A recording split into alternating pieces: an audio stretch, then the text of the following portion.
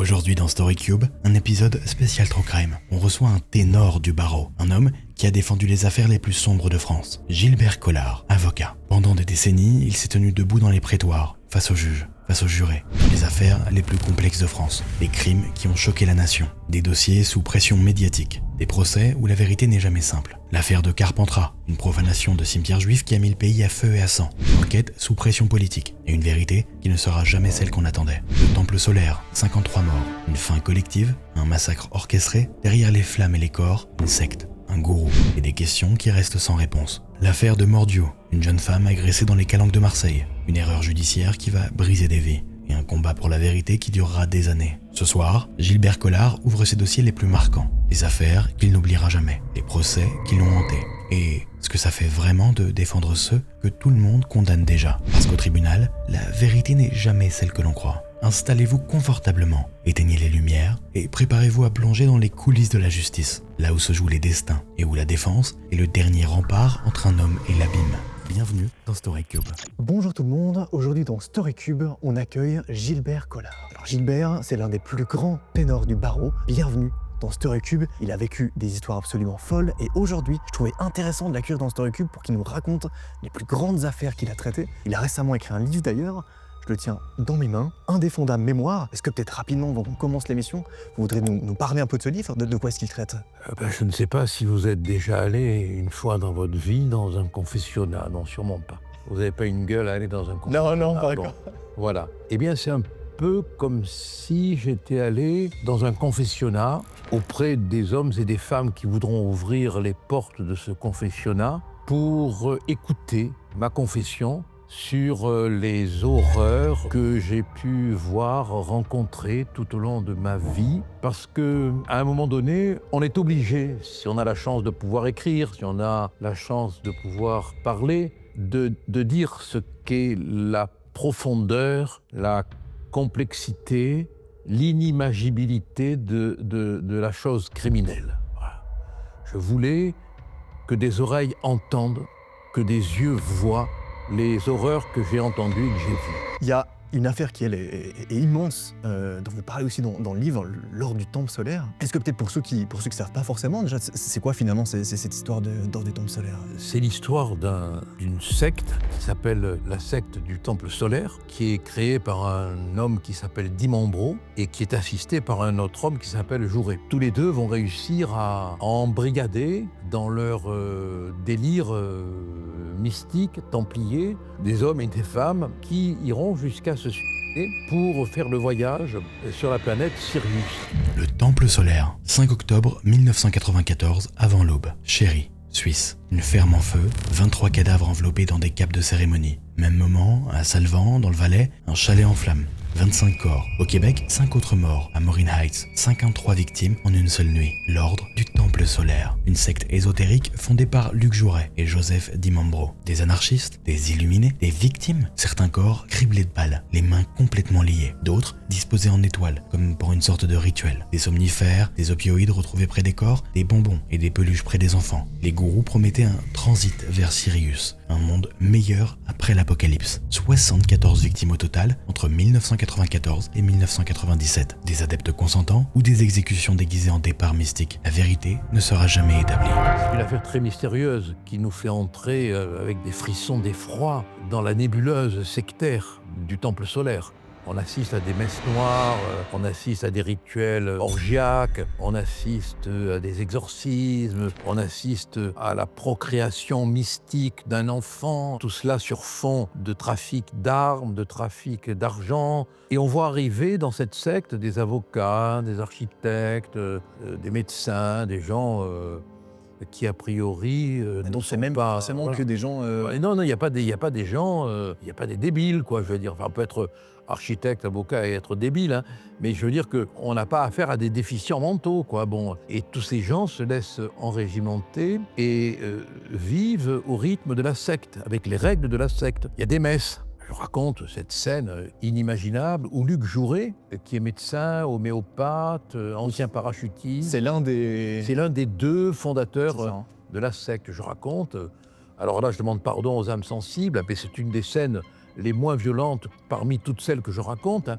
Il célèbre des messes. Il est nu sous la soutane et il distribue ce qu'il appelle la communion spermatique. C'est-à-dire qu'il se fait sucer par un homme ou par une femme. Il n'est pas sectaire pour diriger une secte, hein. Il éjacule dans la bouche soit de l'homme, soit de la femme, qui doit porter la communion, c'est-à-dire le sperme dans la bouche de tous les membres de la secte qui sont là. Voilà. C'est une des scènes parmi tant d'autres, vraies, qui a été rapportée au procès, qui a été confirmée. C'est pas une invention de ma part, hein. C'est vraiment une scène qui figure dans le dossier, ça a été démontré. Et c'est une scène parmi tant d'autres. Par exemple, quand il y a un mariage, Luc Jouret, qui se dit le descendant du grand maître des Templiers, donc il est la réincarnation du grand maître des Templiers, avant de célébrer le mariage, couche avec la mariée, pour la purifier.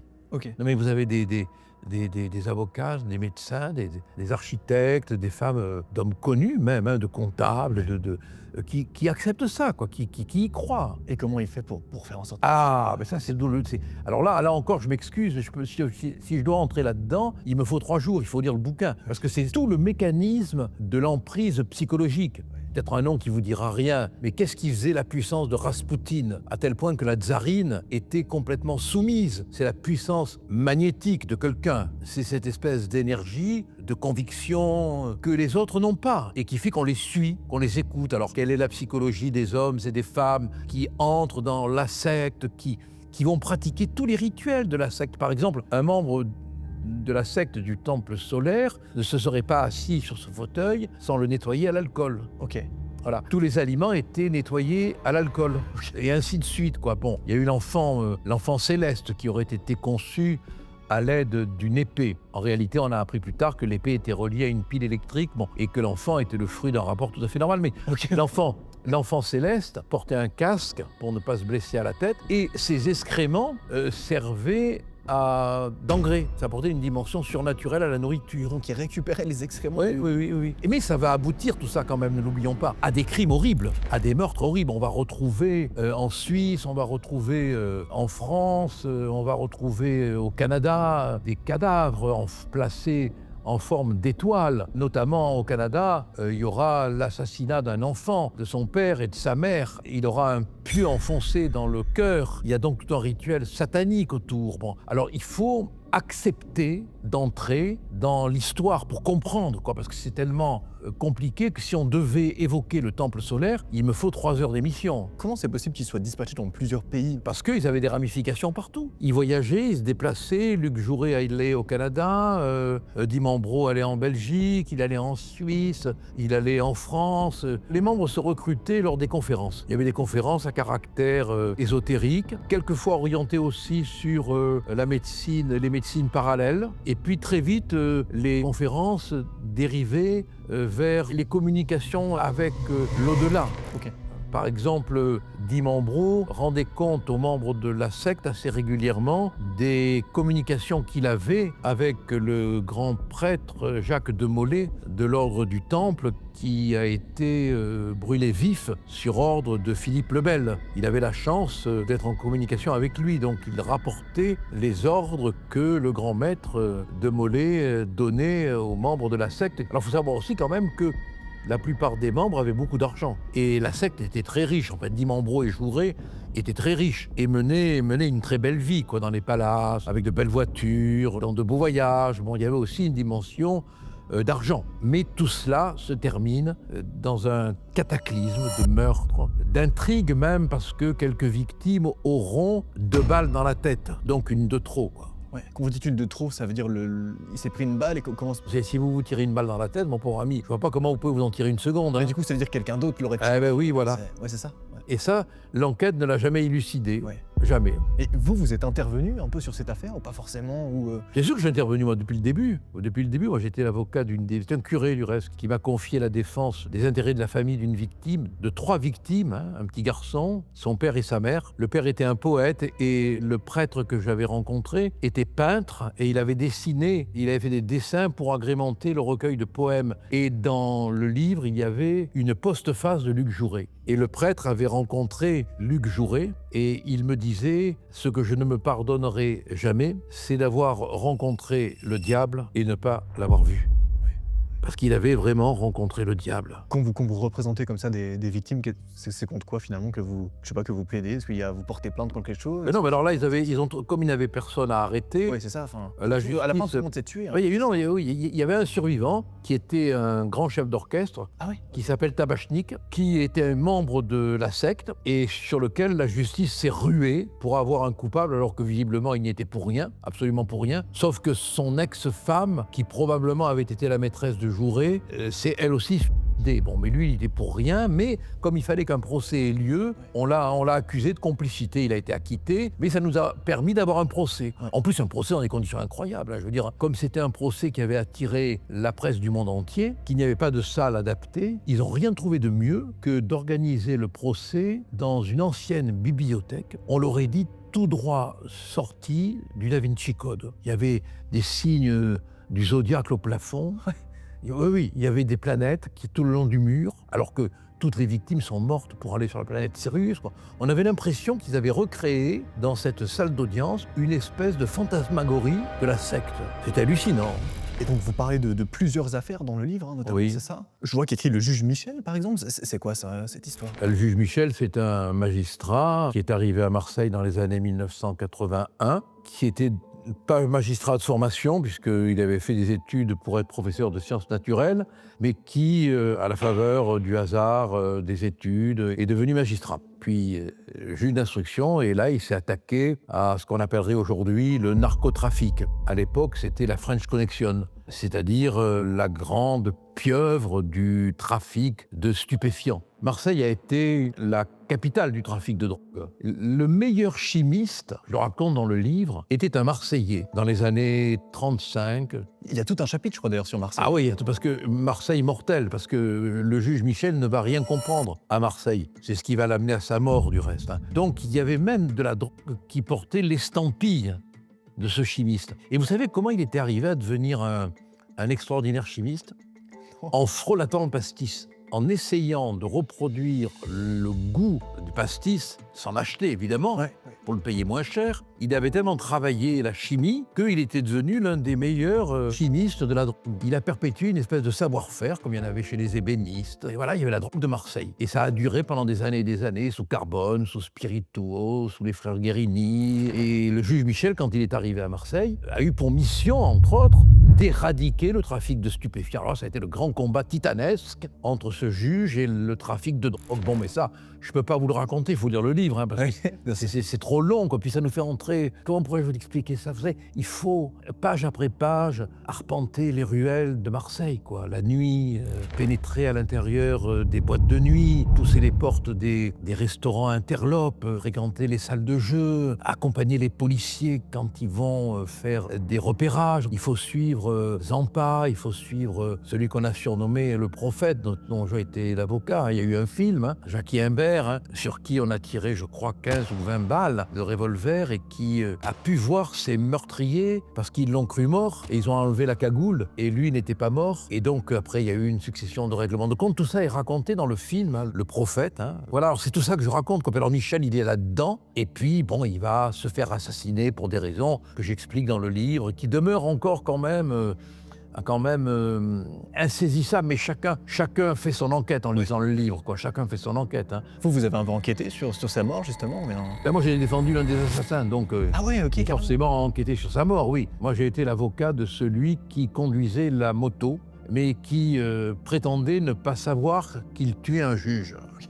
Le tueur et lui ont plaidé devant la cour d'assises qu'ils ne savaient pas que la cible était un juge. Donc il y avait une erreur sur la personne. Enfin, c'est bien un juge qui est mort. Hein. Mais ça s'est passé comment? Ils se sont mis les deux sur la moto, puis on a... Non, il y avait quand le juge est parti du palais de justice, les tueurs qui faisaient le guet ont démarré derrière lui, ont remonté la rue Breteuil. Puis à un moment donné, le juge, sur sa petite moto, a bifurqué à droite pour aller vers son domicile. Il s'est arrêté à un stop à la hauteur du reste d'une prostituée qui a vu la scène. Et là, la moto s'est approchée lentement. Elle s'est arrêtée à la hauteur du stop. Un individu est descendu, a sorti son arme et a tiré 2 balles, une dans l'épaule et une dans la tête. Il est remonté sur la moto, qui est parti. Un automobiliste qui était là, plus courageux que les autres, a essayé de suivre la moto.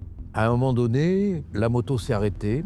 L'un des passagers est descendu de la moto, a sorti son arme, s'est avancé calmement, lentement, vers le conducteur, a braqué son arme sur le pare-brise et a dit « Va-t'en ». Le type est parti. Le type est parti. Et ils ont donc été retrouvés, du coup, j'imagine. Ils ont été retrouvés d'une manière extraordinaire. J'ai appris l'assassinat du juge en direct. Je l'ai appris parce que j'étais au palais de justice, au restaurant du palais, et j'ai vu Madame Albertini, le procureur de permanence, aller répondre au téléphone. Je l'ai vu revenir blême, livide, pleurant. Bon, évidemment, on s'est tous demandé ce qui se passait. Elle a immédiatement dit ils ont tué Pierre. Pierre, c'est son prénom. Bon. Et le bruit s'est répandu, donc on l'a su tout de suite. Alors l'enquête a démarré... bien évidemment, tout de suite, et les policiers n'avaient rien, pas le moindre indice, pas le moindre élément, rien qu'un cadavre. Et voilà qu'un personnage anodin, banal. Vous savez, ne négligez jamais la banalité. Toutes les solutions criminelles viennent de la banalité. C'est le banal qui est fatal pour l'assassin. Un individu dans sa copropriété est exaspéré par une moto qui est garée là, sur le parking depuis plusieurs jours, depuis 2 jours. Il prévient les services de la fourrière pour qu'on embarque cette moto. Et là, il y a quelque chose d'incompréhensible, même pour moi. Tout de suite, à partir du moment où cette moto est repérée, alors il faut dire que c'est tout près de l'endroit du crime.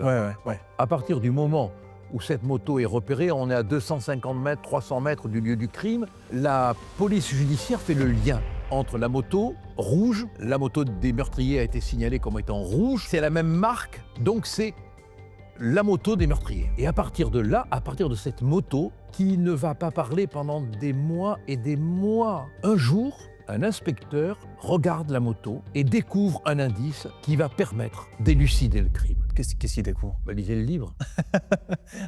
Ça y est, j'étais dedans. Ok, donc il découvre finalement sur la moto un moyen de les retrouver, quoi. Alors c'est extraordinaire parce que ce détail qu'il va découvrir, sur le moment, il paraît inexploitable. Ouais. Il paraît inexploitable parce qu'il va falloir 3 semaines de travail pour faire parler ce détail. Finalement, un 31 décembre, grâce à un type qui passe inaperçu, qui est connu de personne, qui était toujours considéré dans les services comme une espèce de loufoque, un paperassier, un tâcheron, grâce à lui, le détail a parlé. On a découvert une épingle dans une botte de foin. Ouais, c'est ça. Et à partir de là, à partir de ce détail qu'on va découvrir et que vous découvrirez dans le livre, commence une enquête rocambolesque, inimaginable, avec des rebondissements inouïs qui va permettre d'arriver à mettre la main après l'évasion de l'un des meurtriers. En Suisse, on va arriver à mettre la main sur les coupables. Voilà. Et donc vous défendez justement l'une Oui, des deux personnes. je défends l'un des deux accusés, oui. Et finalement, ils ont pris un truc, ils sont en prison, j'imagine, ou comment? Ils ont pris la réclusion criminelle à perpétuité, mais ils sont sortis. Et ils plaidaient du coup qui... Ils plaidaient qu'il y avait une erreur sur la personne, quoi. Ils voulaient bien tuer quelqu'un, mais ils ne voulaient pas tuer un juge, quoi. Il y a une autre affaire dont vous parlez apparemment dans le livre, ça s'appelle le viol de Morgenou. Qu'est-ce qui s'est passé dans cette affaire-là? Cette affaire, elle serait banale, banale dans l'horreur, bien sûr, si ce n'était que c'est l'affaire emblématique qui a permis à Gisèle Halimi, dont le nom vous dira peut-être rien, mais qui a été à la pointe des combats pour la défense des femmes, pour le féminisme. C'est elle qui a permis que la loi Veil soit adoptée pour que l'avortement cesse d'être un crime. Je rappelle quand même que sous le gouvernement de Pétain, on a guillotiné une avorteuse. C'est quand même... Oui. Et elle a fait évoluer la loi. J'ai vu en correctionnel une femme, je l'ai vue, comme je vous vois. Sauf que c'était une femme et pas vous, évidemment. Et que vous n'avez pas commis l'adultère. Elle passait en correctionnel parce que son mari lui reprochait de l'avoir fait cocu. Vous vous rendez compte ? C'était en 1974. Les femmes étaient encore poursuivies pour le délit d'adultère. L'homme qui surprenait sa femme en train de faire l'amour avec un amant au domicile conjugal et qui tuait l'épouse et qui tuait l'amant était excusé. alors que l'inverse n'était pas vrai. Donc cette affaire, si vous voulez, elle a fait exploser complètement la question du féminisme. Et moi, je me suis retrouvé en train de défendre l'un des violeurs, qui n'a pas été condamné pour viol du reste, qui a été condamné pour tentative de viol parce que, la chance l'aidant, il n'a pas pu bander. Donc, faute de moyens, il n'a pas violé. C'est une défaillance qui l'a sauvé en quelque sorte. Voilà. Mais l'affaire, elle est intéressante en ce sens que les gens de votre génération devraient la connaître parce que c'est l'affaire qui fait que le viol va être jugé par les cours d'assises, les violeurs vont être condamnés. C'est le commencement, si vous voulez, de la prise de conscience de ce que l'atteinte au corps de la femme représente de gravité. Je me demandais, est-ce qu'il y a déjà eu une affaire que vous avez défendue qui vous a, je sais pas moi, traumatisé ou choqué ou qui vous a rendu triste ou... C'est la nuit, mon pauvre ami. Ok. C'est la nuit. Les morts reviennent la nuit. Les crimes reviennent la nuit. C'est la nuit qui accueille les fantômes. Hein. Ça, c'est arrivé tout de suite ou c'est au fil du temps, au fil des affaires Chaque affaire laisse son sédiment d'horreur. Hein. Vous ne pouvez pas sortir indemne d'une affaire comme le Temple solaire. Ouais. En parlant d'affaires un peu traumatisantes, vous parlez aussi de Carpentras. Ouais. Qu'est-ce qui se passe Là, c'est la fameuse histoire de la profanation du cimetière de Carpentras, qui a été un mystère. Hein. Dans un premier temps, on a accusé le Rassemblement national, le Front national de l'époque, et puis on s'est rendu compte que finalement, le Front national n'y était pour rien. Mais là encore, c'est rocambolesque, quoi. Hein. C'était quoi l'affaire? Une tombe a été profanée, enfin, des tombes ont été profanées, et plus particulièrement la tombe d'un malheureux qui s'appelait Germont. Les profanations eurent lieu dans le cimetière juif de Carpentras. Donc on a considéré à juste titre que c'était un acte antisémite et pour des raisons politiques que j'explique, que je décris, le ministre de l'Intérieur de l'époque a désigné, parce que ça rendait service à Mitterrand qui était en baisse dans les sondages. Alors là, on entre dans une version politique de la criminalité. Hein. Ça rendait service à Mitterrand de pouvoir taper sur le Rassemblement national, qui n'y était pour rien. C'est ce qui est ressorti de la fin de l'enquête. Vous, c'est quoi ce qui vous a le plus marqué dans toutes ces horreurs finalement que vous avez vécues Vous savez, on ne fait pas un concours d'horreur, hein, mais chaque affaire a une horreur particulière, comme une odeur particulière. Hein. Quand je raconte l'assassinat du juge Pierre Michel, quand je raconte la profanation du cimetière de Carpentras, quand je raconte le viol de Morjou, quand je raconte l'incroyable affaire Tangor, hein, ce violeur qui a été innocenté à la suite d'une campagne médiatique et qui après, une fois libéré, a reviolé plusieurs fois. Bon, l'affaire Tangor, c'est quoi? C'est encore une affaire incroyable, ça. Bon, c'est un type qui est condamné pour viol. Moi, je défends l'une des jeunes femmes qui a été violée. Je suis sûr que c'est lui le violeur. Il est condamné à 15 ans de réclusion criminelle. Et puis, allez savoir pourquoi, l'opinion, l'intelligentsia parisienne, sous l'impulsion d'une chercheuse du CNRS, se persuade qu'il est innocent. À l'époque, Badinter prend fait et cause pour lui, Gisèle Halimi, Simone Signoret, Yves Montand, Marguerite Duras, qui est un écrivain, sans connaître même le dossier, prennent fait et cause pour lui. Ma cliente passe pour une menteuse. C'est la seule à ce moment-là qui est... Non, il y a plusieurs femmes qui avaient été violées. Il y a plusieurs quand même. Elle était quand même, c'était la première. Ouais. Donc elle était l'accusatrice principale. Moi, je passe pour un salaud. Je passe pour le mec qui a fait condamner un innocent. Du reste, le président de la cour d'assises, une fois, me croise et me dit, vous savez, c'est vous qui l'avez fait condamner. Hein. Je dis, mais je ne regrette pas. Hein. C'est lui, il est coupable, n'ayez pas peur. Hein. Il me dit, oui, vous savez, vous vous rendez compte, la presse. Je dis, moi, attendez, c'est vous qui présidiez la cour d'assises, c'est pas moi. Bon. Il y a des preuves à ce moment-là quand même. Ah oui, il y a des preuves accablantes. Mais il est quand même gracié par Mitterrand. Ok. Et puis, 6 mois après la grâce, il viole 2 Américaines. Alors là, les conditions dans lesquelles il va se faire arrêter, ça relève de la magie. Si on l'écrit dans un scénario, on ne le croit pas, parce que ce qui va permettre aux policiers, lors de la 2e enquête, de le confondre, ce sont 2 événements complètement anodins, un truc qu'on ne voit pas.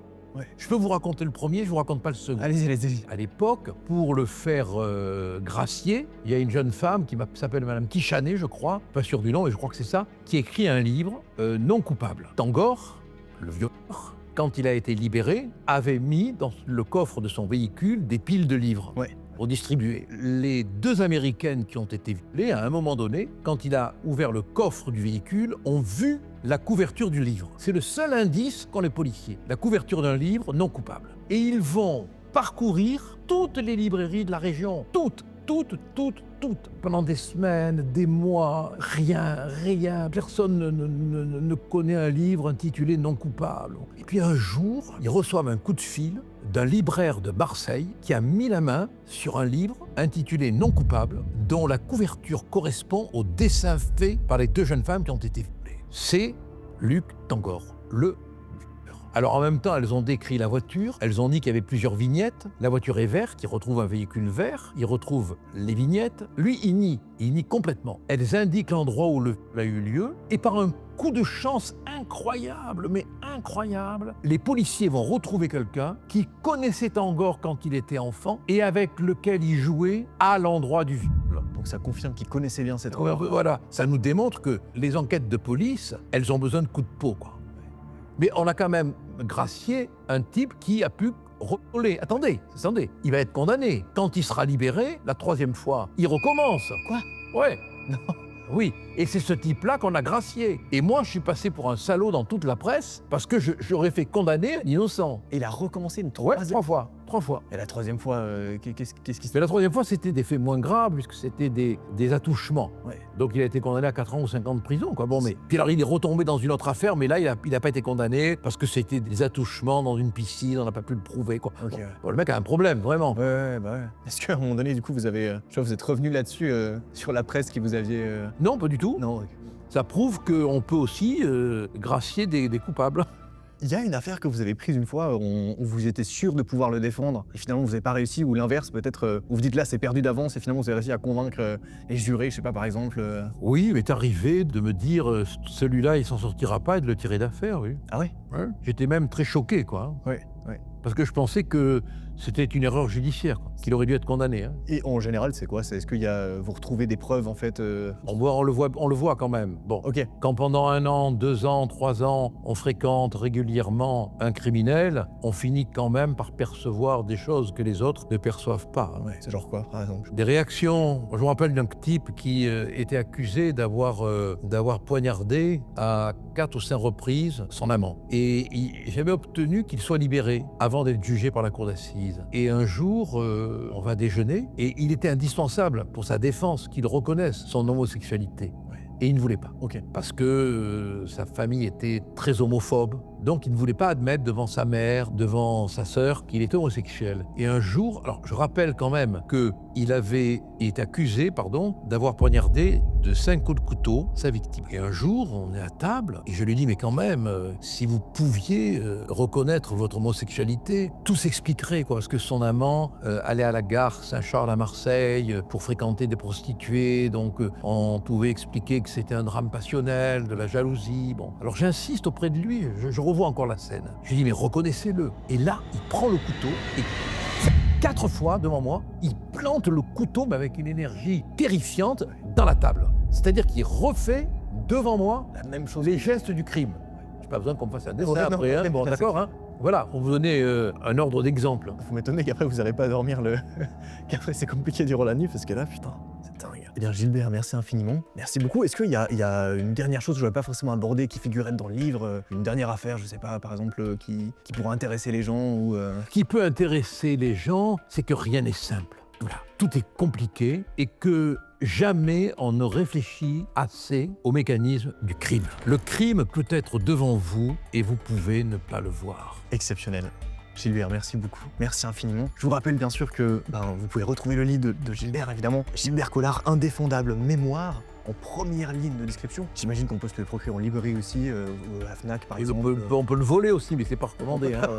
C'est pas raconté en effet. Aux éditions Mareuil. Sur ce, c'était Noah dans StoryCube. Je vous mets un mail juste ici si jamais vous voulez participer à un autre épisode. Passez une très bonne soirée. Gilbert, merci infiniment. Merci à vous. C'est moi qui vous remercie. Passez une très bonne soirée.